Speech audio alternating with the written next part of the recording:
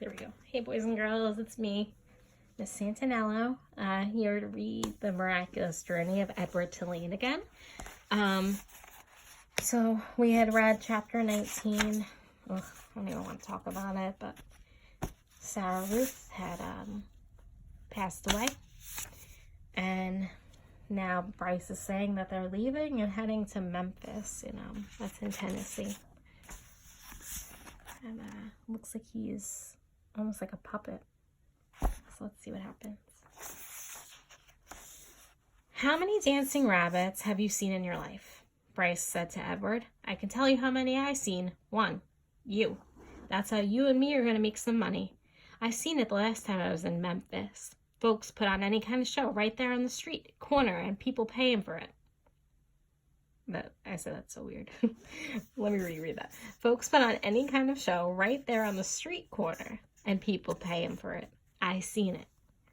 The walk to town took all night. Bryce walked without stopping, carrying Edward under one arm and talking to him the whole time. Edward tried to listen, but the terrible scarecrow feeling had come back. The feeling he had when he was hanging by his ears in the old lady's garden. The feeling, this short chapter, that nothing mattered and that nothing would ever matter again. And not only did Edward feel hollow, he ached. Every part of his china body hurt. He ached for Sarah Ruth. He wanted her to hold him. He wanted to dance for her. And he did dance, but it was not for Sarah Ruth.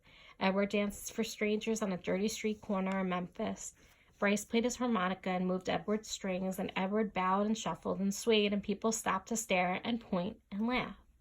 On the ground in front of them was Sarah Ruth's button box. The lid was open to encourage people to drop change inside. Mama, said a small child, look at that bunny. I want to touch him. He reached out to his hand for Edward. No, said the mother. Dirty. She pulled the child back, away from Edward. Nasty, she said.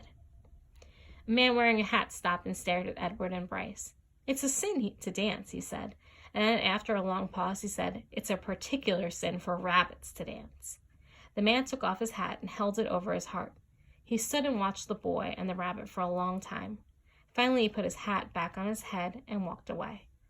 The shadows lengthened. The sun became an orange, dusty ball low in the sky. Bryce started to cry. Edward saw his tears land on the pavement, but the boy did not stop playing his harmonica. He did not make Edward stop dancing.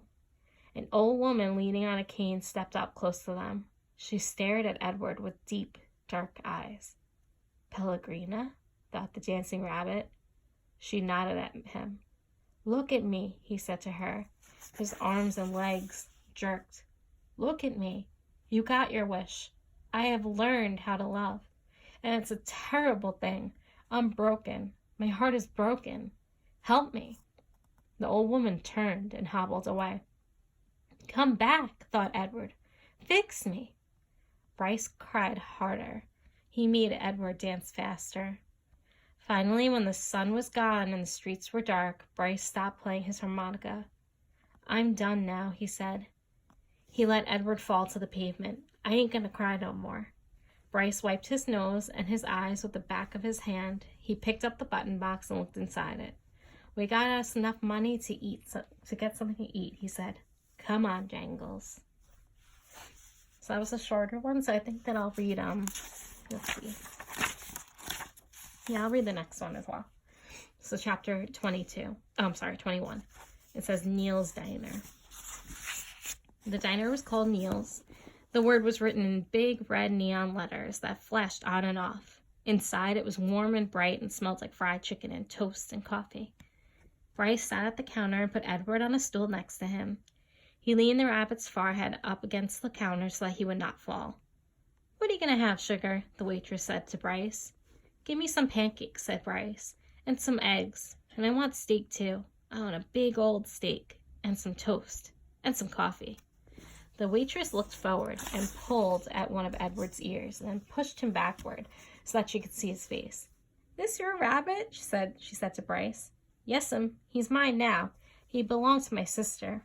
Bryce wiped at his nose with the back of his hand. We're in show business, me and him. Is that right? Said the waitress. She had a name tag on the front of her dress. Marlene, it said. She looked at Edward's face, then she let Then she let go of his ear, and he fell forward so that his head rested against the counter again. Go ahead, Marlene thought Edward. Push me around. Do with me as you will. What does it matter? I am broken. Broken. The food came and Bryce ate all of it without even looking up from his plate. Well, you was hungry for sure, said Marlene as she cleared away the plates. I reckon show business is hard work. Yes'm, said Bryce. Marlene tucked the check under the coffee cup. Bryce picked it up and looked at it and then shook his head.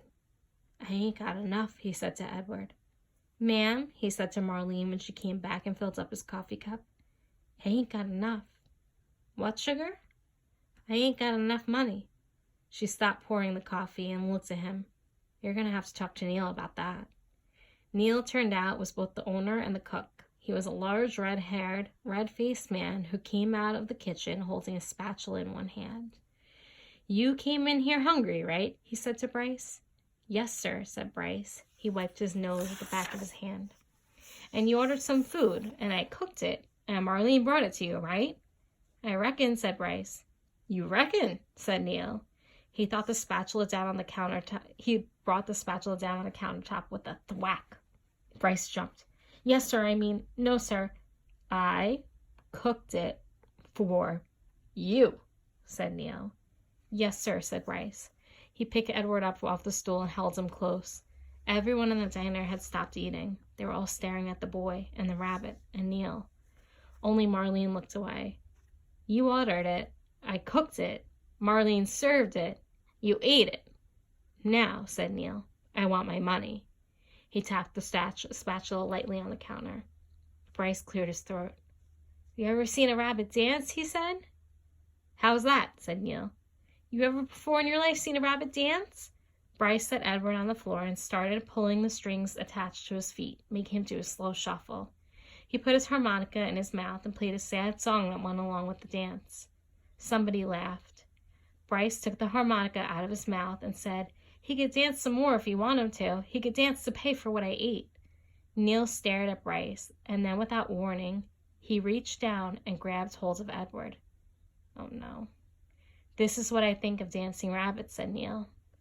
And he swung Edward by the feet, swung him so that his head hit the edge of the counter, hard. There was a loud crack.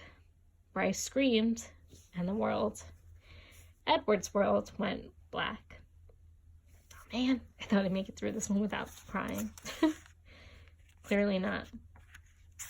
I don't know. My memory of this from the first few times I read this is a little blurry. This looks like the same picture here and here, so I'm wondering what's going to happen in chapter 22. Ugh. Some of the people are real nasty in this, aren't they?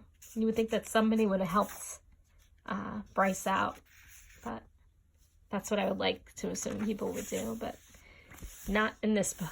So we'll see what happens in the next one. I'll talk to you then. Bye-bye.